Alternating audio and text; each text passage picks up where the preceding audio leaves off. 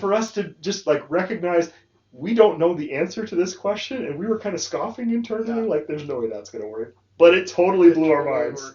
It was amazing. That's awesome. Welcome to Hallway Conversations. We're a trio of educators who have plenty of questions about teaching and learning and school culture, and we believe in the value of collaboration and reflection as we seek to keep growing as teachers. So this podcast is our place for thinking out loud together about issues in education and why they might matter to Christian educators.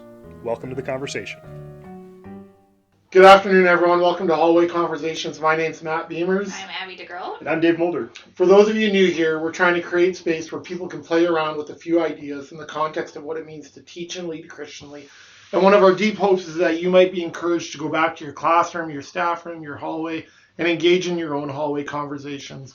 We also love it when listeners give us feedback, suggest ideas for shows, or even send in questions. So if you feel compelled to do so, please write us at hallwayconvospod@gmail.com. That's hallwayconvospod@gmail.com. Dave and Abby, today we continue our series on the book Flourishing Together by Andy Wolfe and Lynn Swaner, and I know that we've all enjoyed it immensely. Mm-hmm. Listeners, you definitely don't need to read this book in order to join in on the fun, and you can catch up if you want to. So Dave will put a link in the show notes for you, for those who still need to purchase it. Part 1 that we talked about was entitled Purpose, and Part 2 was about relationships. And today we're going to discuss Part 3, which is about learning. Dave and Abby, we often begin with a check-in question. So today's check-in question in the context of Part 3 is, what's one positive learning memory for you, and what makes it memorable? I know for me, I can remember being in grade 10 English, and we were studying To Kill a Mockingbird. Yeah. And I struggled in a lot of subjects in school, but English was one I loved for all kinds of different reasons. And for some reason, I remember we were reading the opening of To Kill a Mockingbird, and there's a line somewhere in the first few pages where they're at Atticus's place and they are having dinner, and I think it's Scout or Jem who's exploring or playing around this idea of cursing. And at one point, one of them says, "Pass the damn ham." and for some reason, to this day, when people ask me what my favorite line in literature is, I say that because it was the first time that I can remember laughing out loud in a class, that this was okay, giggling. I just had never thought so much that literature could bring that kind of joy. I'm just literally out loud laughing, and that our English teacher back then, Mrs. DeYoung, was okay with that. That we could giggle about that, and we weren't told to be quiet. Sure. And so I just think of that line in grade 10 English from To Kill a Mockingbird. That line. Yeah, no, I know, and I can't forget it. Yeah. Anyways, I'll start with that. How about one of you guys? Yeah. So mine, I'm going to share a professional learning story, I think. When I was a first-year teacher, my administrator had me get video of myself teaching. Oh, that's the worst. Well, yes and the no. Best. It was hard to watch. Yeah. And, I mean, this is in the mid-90s, so I'm watching on VHS at home, watching myself. And this is the funny part, because I actually was fast-forwarding through part of the tape, and this is how I learned that I talk with my whole body. And, like, listeners, if you don't know me personally, if you've never met me, I talk with my whole body, like my eyebrows to my arms waving around, right? Yeah. I never realized that about myself until watching this video of myself teach, and I'm watching it in fast forward, so I look like I'm trying to take off. I'm like flapping. It was so good. But I think about that and the self-knowledge that I got about my own quirkiness as a teacher, and I mean that in the best way, right? Like, because once you're aware of it and you get past the awkwardness of it, then you own that. Too, and that was a powerful learning experience for me, in a way that I really needed as a novice teacher. That it just helped me to become the teacher I am today. Yeah. Oh, thanks for sharing. You that, Dave. Yeah. I think I'm going to choose. Okay, so for 6th grade, and I believe it was like a world history, social studies type situation. At my school, we did a medieval festival.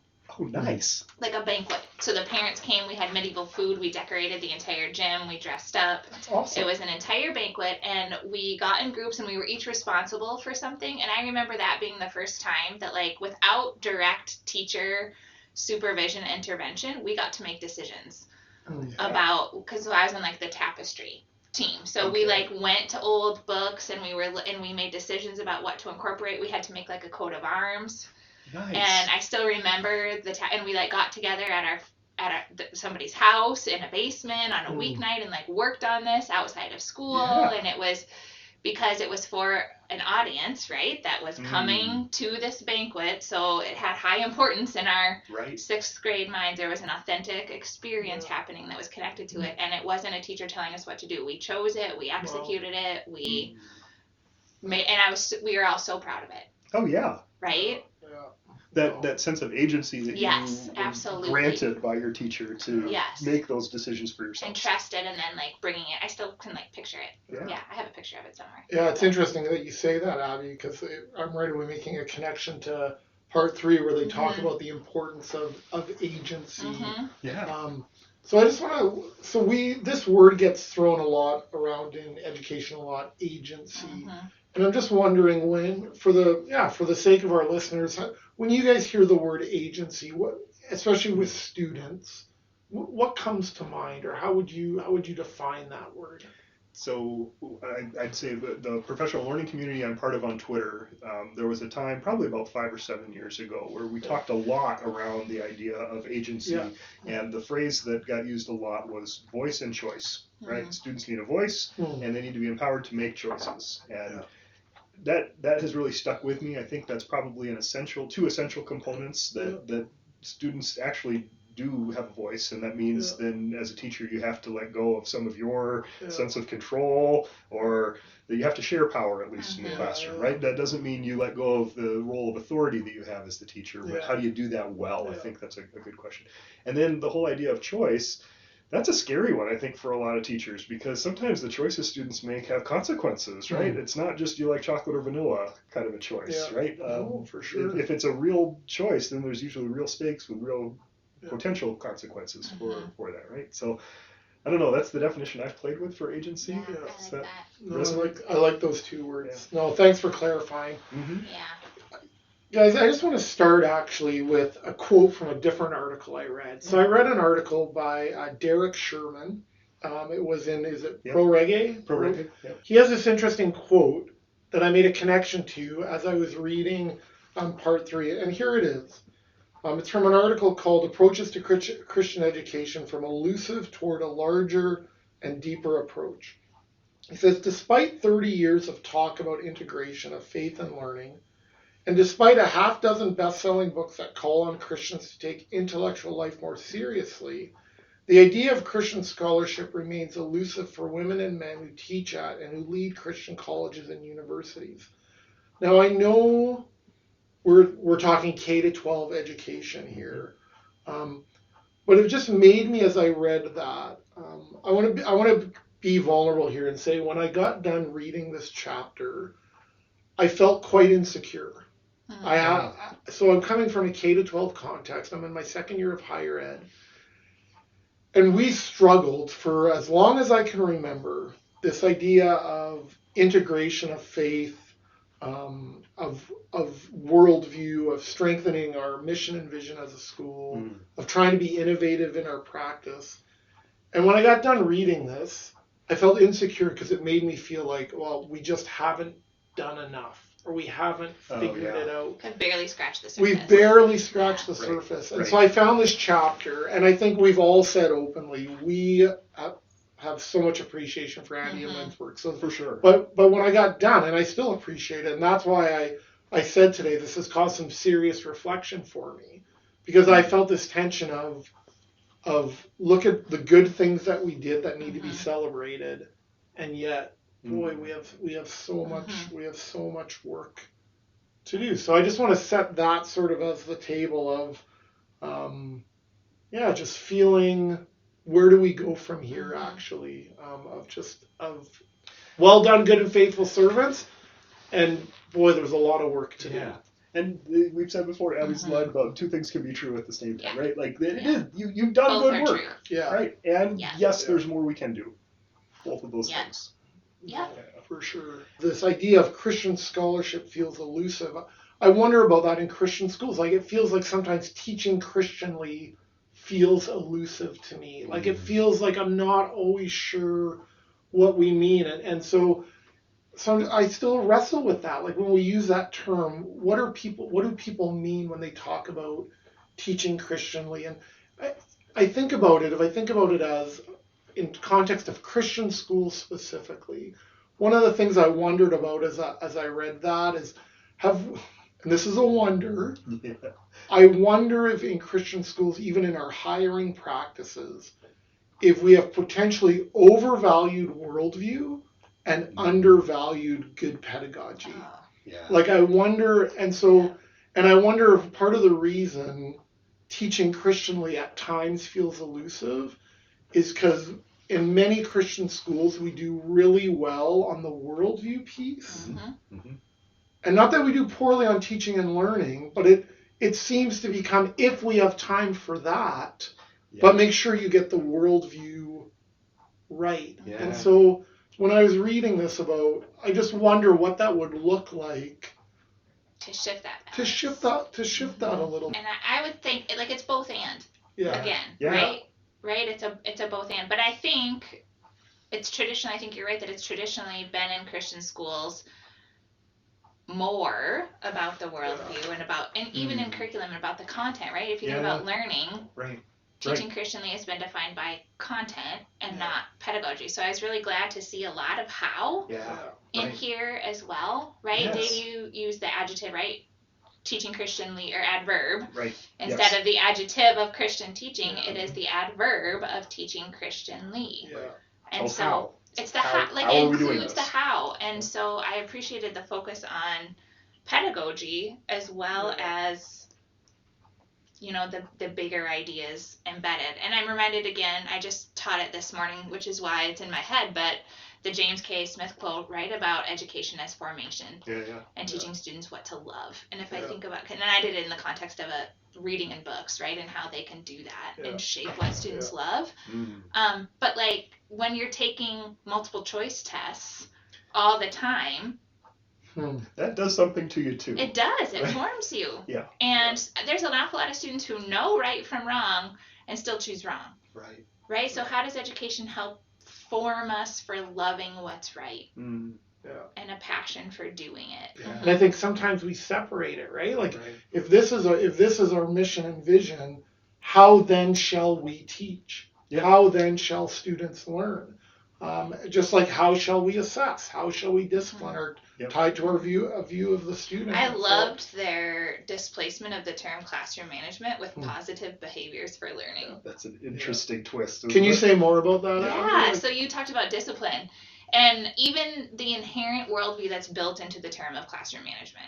Like what am I actually managing? Yeah, I am in charge of managing you. That gives agency, takes agency away from students, right? Versus I think they said reinforcing positive behaviors for learning is connected to flourishing. And I love that. And I even played with, what does this look like in my class to talk about it like this instead of as classroom management. Abby, can I put you on the spot and just even in your class, like how might you reframe that or encourage people to think about that then? Is that as simple as, and say, instead of telling them what not to do, tell them what the desired behavior looks like instead of don't run, please walk? I mean, that's a simple example. Or? Well, I think so. And also even in my own, like, I'm just even thinking about my syllabus. Yeah, interesting. The module that says classroom management, do I need to change how that is worded in my syllabus? Sure. Because the behaviors for learning. The language that we use actually does reinforcing behaviors for learning. Yeah. Right? And then it's not about managing it. I don't like the idea of managing students. I don't like the idea of micro controlling their movements, right? I still think of High Tech High when we visited, and how the principal openly encouraged students to be loud. That your kids, don't worry about it. Yeah. Right? And what a mind shift that is for a lot of school leaders, right? So here he was hosting all of us, and like kids were being loud and being like sorry, and he's like, your kids. Yeah, be loud. Stop apologizing. Yeah. It made me realize there's a quote. Sorry, now I'm just thinking there's about... There's no bells, nobody needs a pass to go to the bathroom. No.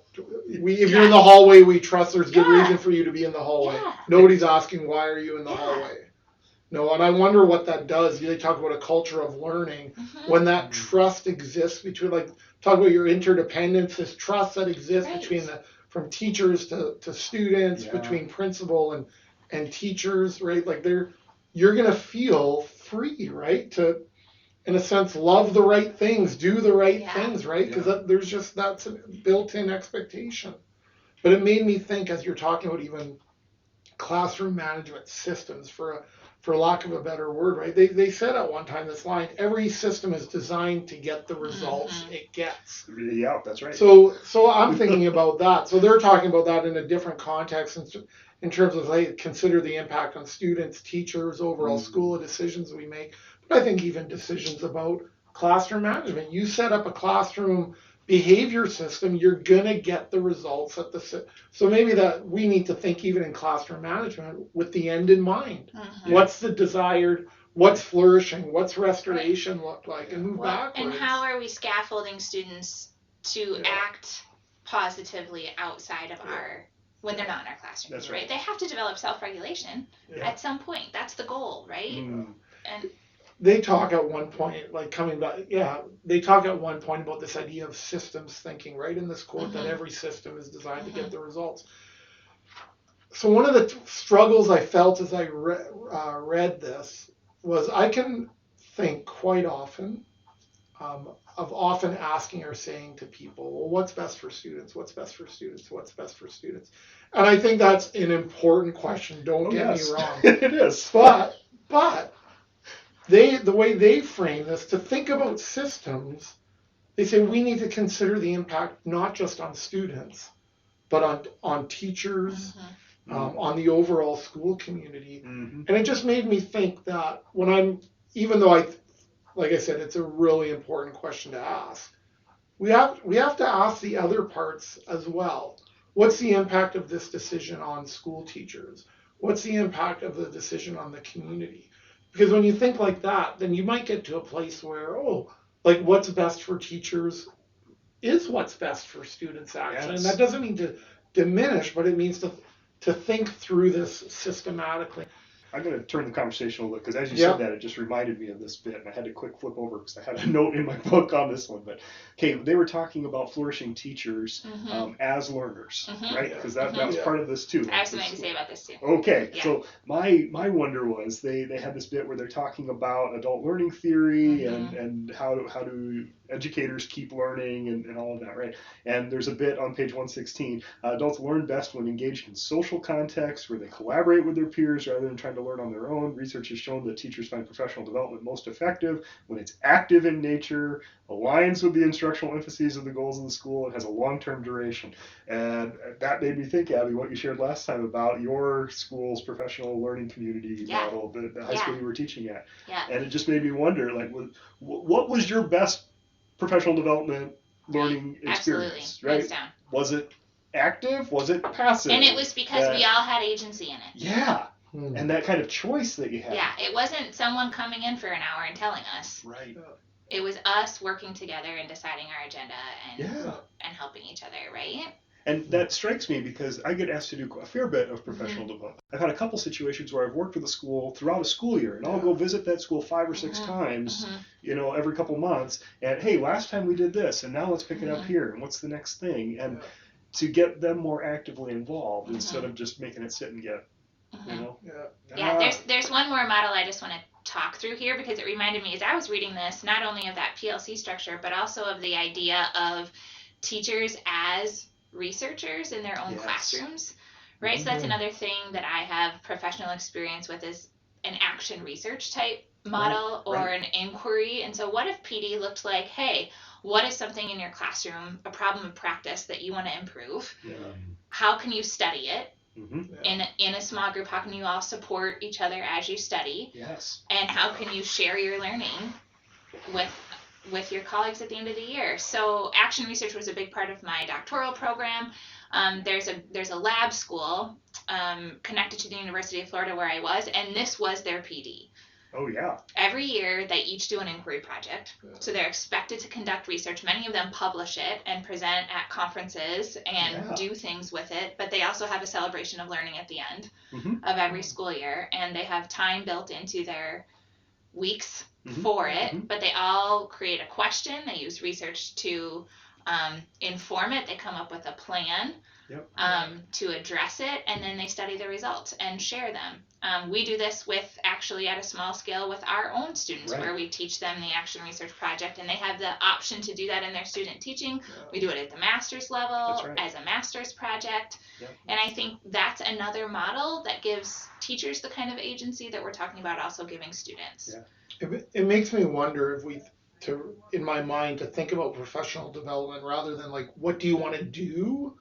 What problem do you want to solve? Yeah, absolutely. Right? And I wonder if we just even invited teachers into that question, and then, hey, how can I provide you with the resources, including the resource of time, to solve that problem? That. And I just maybe it's reframing that question. I think about our friends who are implementing teaching for transformation, right? When you agree to implement this framework, they literally lay this out over 4 or 5 years, and they talk about this. Swaner and Wolfe talk about this in terms of the long-term duration, right?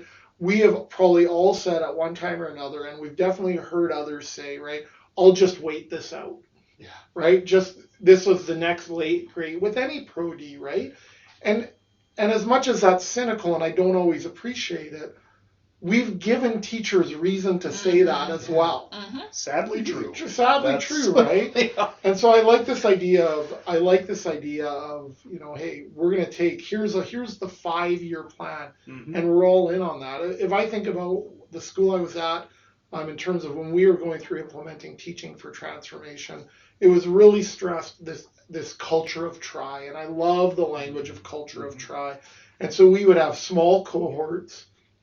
We'd get together, we'd discuss one idea, and we'd have 5 or 6 weeks to play around with it in the sandbox. We'd come together, we'd present to each other, we'd go back and play in the sand, just keep trying, keep coming back, mini celebrations of learning. And then when we got to the end of the year, we'd have a bigger celebration. But it is this culture of trying. They talk about this idea, right, of is your school a place where it's safe for teachers to make mistakes, to try new things, to not just do the theory of professional development, but to actually try.